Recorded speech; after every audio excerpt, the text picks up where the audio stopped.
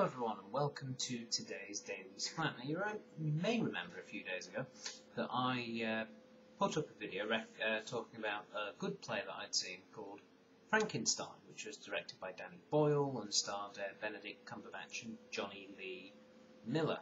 And it was a very interesting adaptation of the play, which is being broadcast from London over to here in Perth where I live.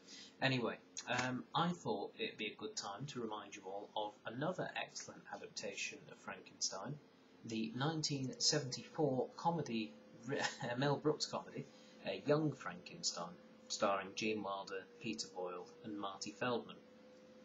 Basically, Gene Wilder, who some of you may know best as the original Willy Wonka from the original Charlie and the Chocolate Factory film. He plays the grandson of Dr. Frankenstein, and he basically ends up doing the exact same thing as his grandfather in trying to animate a corpse into becoming a living, breathing man.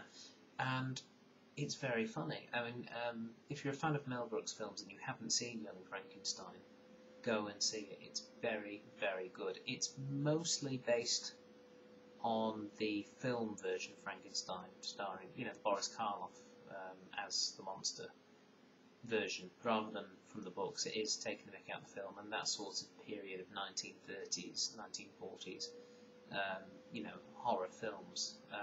It's shot in black and white, and it is, but don't let that put you off, it is very, very, very funny. And that's basically all I wanted to say today, is to go and see that. Peter Boyle, some of you, if you're not sure who he is, he played in Everybody Loves Raymond. He was Raymond's father, Frank, I think his name was in that, I always forget.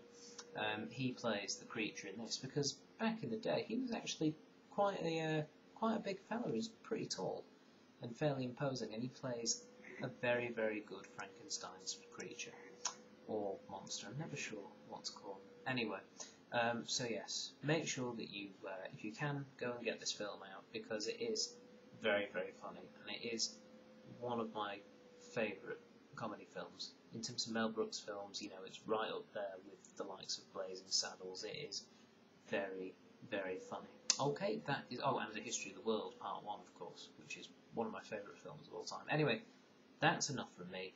Young Frankenstein, go and see it.